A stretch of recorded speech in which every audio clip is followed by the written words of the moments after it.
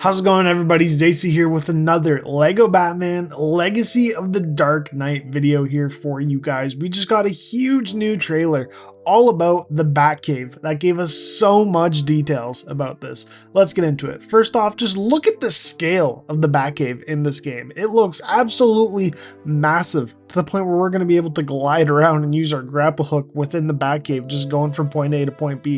It looks huge. I see my T-Rex there, which is something I was very excited for, so it's cool to see a good look at it and just see a good look at the rest of the Batcave. I mean, look at that big bat logo over there. Something I found interesting within the trailer is that it looks like there's also going to be puzzles and stuff for us to solve and collect within the Batcave. We saw what looked like little batarang puzzles, or maybe that's just batarang training with throwing your batarangs, but it also looked like there's going to be mini kits for us to run around and find within the Batcave.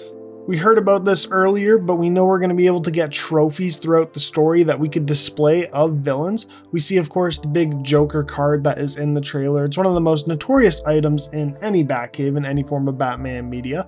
We also see the 60s bomb that is notorious for Adam West running around with that bomb. We see the Mad Hatter's hat. And something I find really interesting, we see the Court of Owls statue here as one of the collectibles in this game, which makes me really excited. I think the Court of Owls are going to play a part in this game. I kind of think they have to, for taking stuff from all across Batman media, because ever since they announced, they've been like a key part of all things Gotham City. So I'm just really happy that they're going to be in this game.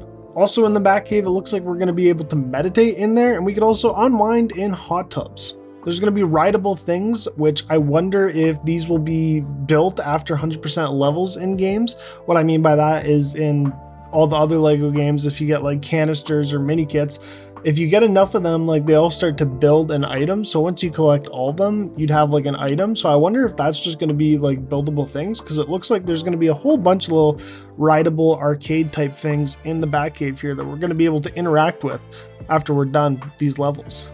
We also see that there's going to be a gym if you feel like pumping iron as Batman.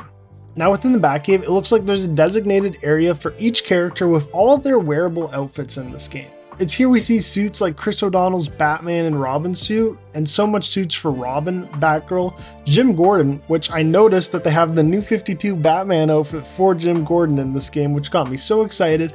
Catwoman, and of course, Batman. Like I said, there's so much suits in this trailer, I can make a whole video about that. But something else I could also make a whole video of stuff that we see in this trailer is Batmobile, because it looks like we're seeing every live action Batmobile in this game.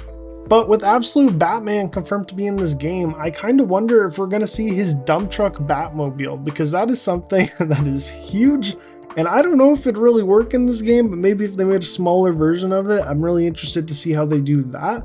But who knows if they'll be in this game. I just wonder what all types of comic Batmobiles we're going to be getting in this game. We also got a good look at the Tumbler Batbike in this trailer, and it looks like the Batmobiles and Batbikes will be the only vehicles in this game.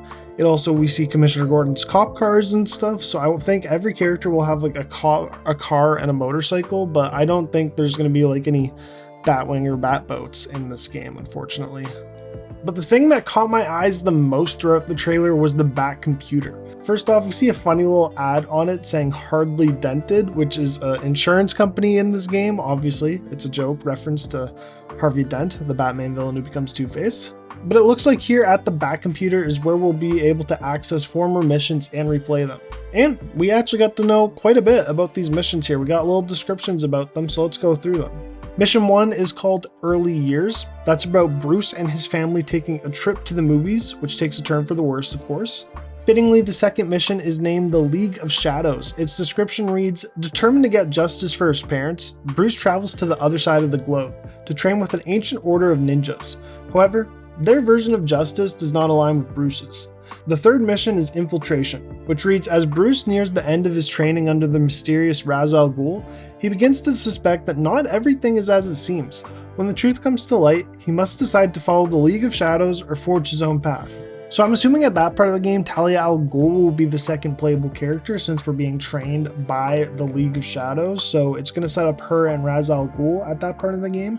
The fourth mission is New Beginnings. Bruce returns to Gotham more than a man, but if he is going to end Carmine Falcone's reign of terror, he'll need some help. Bruce's first stop is Detective Jim Gordon. So obviously this will set up when Jim Gordon becomes player 2 within the campaign. I'm assuming Jim Gordon will be player 2 throughout quite a bit of the start until he meets Catwoman, which the next mission that we get to see here is Oswald Cobblepot's mission. Now I'm assuming we meet Catwoman here because if we're adapting stuff from all the Batman movies, both in the Batman and in Batman Returns, Catwoman is introduced with Penguin, so we're going to be seeing stuff from Iceberg Lounge and we're going to be seeing stuff from Batman Returns, so I'm assuming they're just going to be mixing those together. We also see a Riddler mission that'll probably result in setting up finding his riddles across the city. And lastly, a mission about Carmine Falcone, but seeing what we saw there about how Batman's hunting down Carmine Falcone here at the start, I'm assuming that'll be the colliding mission of that. I'm also kind of wondering where the Red Hood Joker mission fits into that, because I kind of thought this would be one of the first missions in the game, so to not really see it in there kind of confuses me, but I know it'll probably be at the start somewhere. Another cool thing that we see about the Batcomputer here is there's lots of different backgrounds we can actually use for the Batcomputer. I see stuff for each of the 7 playable characters and some other fun ones, which it's cool to see the 7 playable characters here because this now gives us another thing of Talia al Ghul, which we've hardly seen anything about her so far in this game.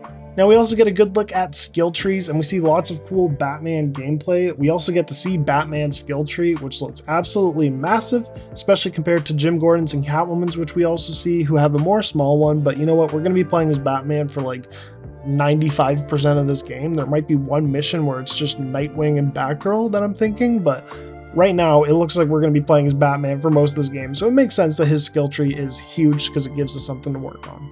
Some other notes here is we see huge shots of Gotham City.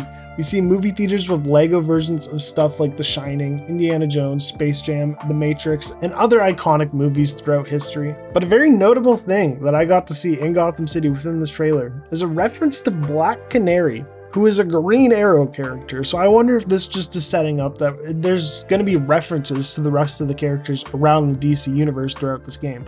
As I've said in the past, we might be able to see Metropolis in this game since it's right beside Gotham City. Maybe we'll be able to see Metropolis's skyline, and maybe it'll be like the Arkham games where they mention Superman and Lex Luthor, and maybe the Daily Planet will be mentioned in here. But I am just so excited for this game. This trailer revealed so much and it got me so hyped. I just really can't wait. May 19th can't come any sooner. We're nearly 1 month away from this game being released. Next week we're going to be seeing that Brazil gameplay event, so make sure you leave a like and stick around. I'm going to be doing all things LEGO Batman Legacy of the Dark Knight, from updates to a Let's Play series when the game finally releases. Anyways, y'all, I'm Zacey, and I'll see you guys all in the next video.